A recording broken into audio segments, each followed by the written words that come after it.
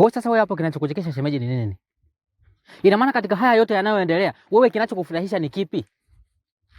Unajua Mapunda, ufikie muda na wakati uone kwamba haya mambo yako sasa hayana nafasi katika jamii. Hivi wewe unafikiria jamii inakuchukuliaje katika haya unayoyafanya? Shemeji, ngoja nikuambie kitu. Kwa haya ambayo wewe unayafanya, ipo siku utajutia. Na ipo siku vile vile utalipia. Mimi nipo. Labda niwe nimekufa, lakini kama niko hai, ipo siku utalipia. Sawa mjanja wewe, mshindi wewe. Tufanye nimeridhika kufanya hicho ambacho wewe unakitaka, lakini nakuhakikishia Mapunda, wewe hili utakuja utalilipa.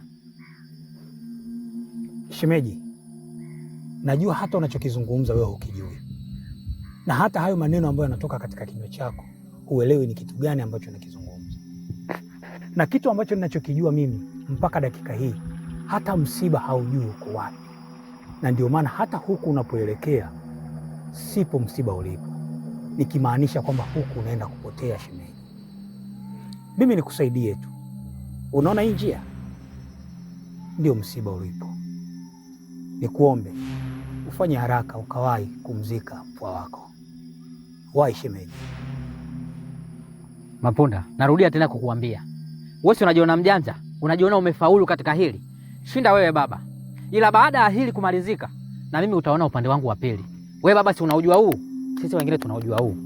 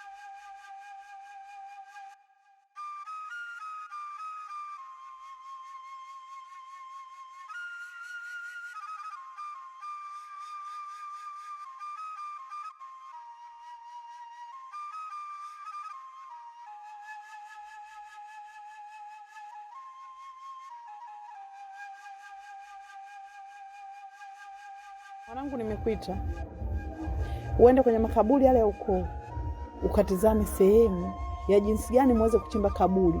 Tafuta na wenzio waweze kukusaidia. Kuhusu huyo mjomba wake, akija tutapambana yeye na mimi, kwa sababu sisi ndio wenye nguvu zaidi, kwa sababu huyu ni damu yetu, so yeye. Nitajua jinsi gani ya kupambana naye. Tafuta vijana wenzio kadhaa, mfanye hiyo kazi. Sijui umenielewa? Sawa mama, nimekuelewa. Ngoja nitafute hao vijana wenzangu tutasaidiana kufanya hiyo kazi. Sawa mama.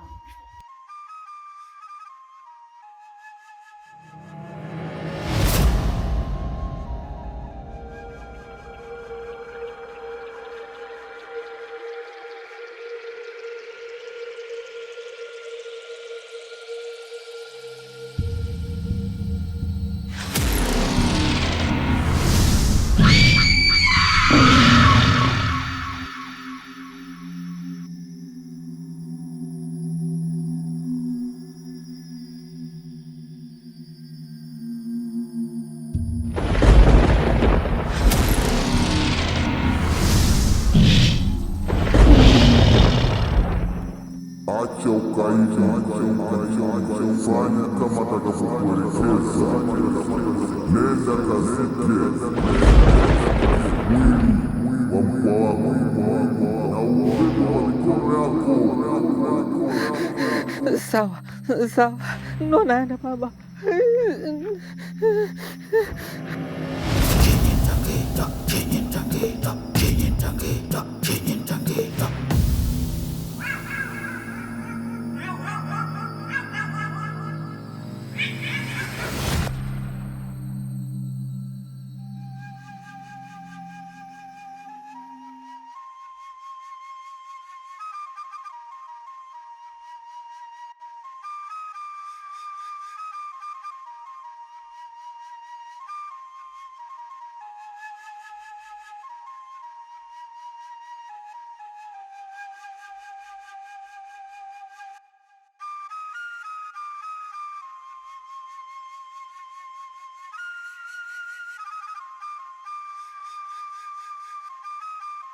Wa nani wazee, naomba nitoleeni mwili wa mkwe wangu niende nikazike.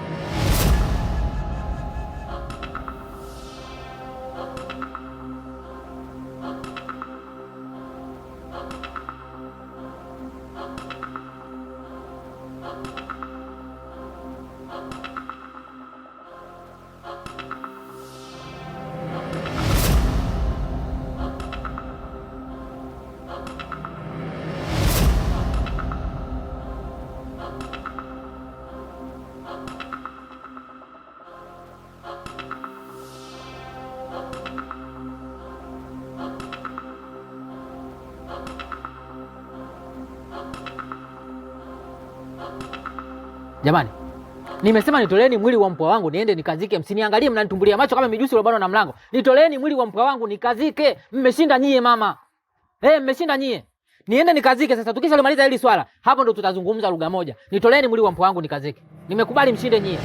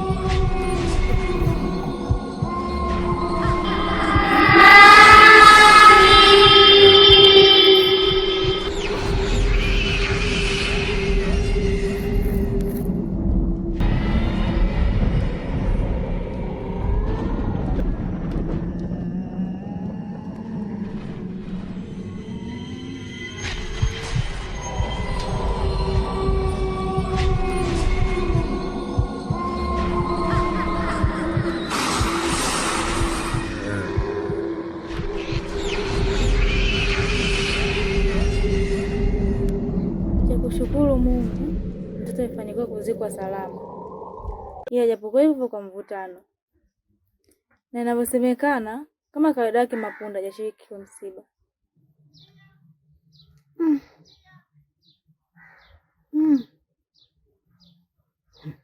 Hivi mbona Mapunda amekuwa na roho ngumu sana jamani?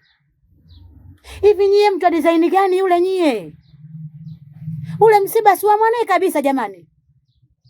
Haya leo mwanae anamfanya hivi. Na yeye siku akija kufa atazikwa lenye na binadamu. Hivi kwa nini amekuwa na roho ya nyama kabisa mtu yule nyie? Mwenyezi Mungu amsamehe kwa kweli, sio siri. Yaani yule anamuona kabisa katika kifo chake. Yaani yule siku akija kufa yule, haki ya Mungu nakwambia mbwa mwitu atakuja kumla vibaya yule. Yaani ni binadamu ambaye anafanya mambo ambayo hata binadamu mwingine hawezi akayafanya ile mambo. Yaani ni mambo ambayo sio ya kawaida kabisa yani. Yote kwa yote tu tushukuru Mungu aliyepita salama. Maana hatuwezi kujua kilichopo nyuma yake.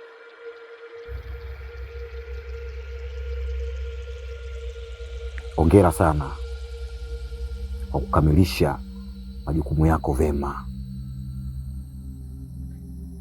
Kilichobaki sasa, unatakiwa ukae ndani ya siku 7. Siku ya 8 urudi pale ulipofikia kile kitu nilichokupa, ukichukue na ukilete kwangu ili tukusimike, uende ukawe mkubwa, mwenye mamlaka, mwenye amri, mwenye uwezo wa kuamrisha hata mlima, na ukatii, mito ikatii, hata miti nayo itatii, wanyama wote watatii kwako wewe.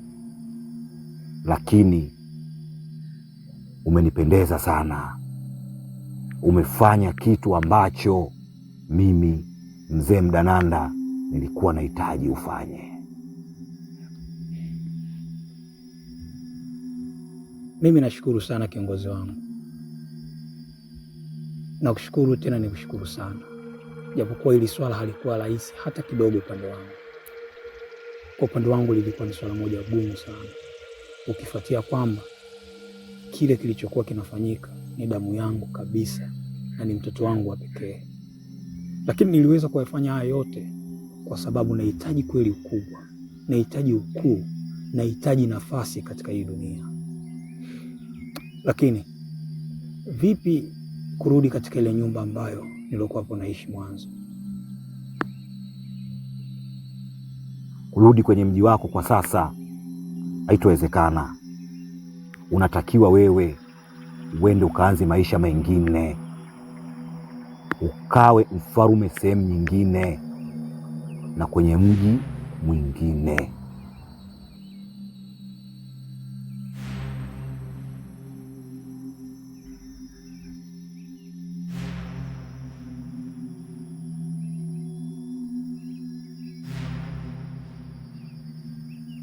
Nimekuelewa kiongozi.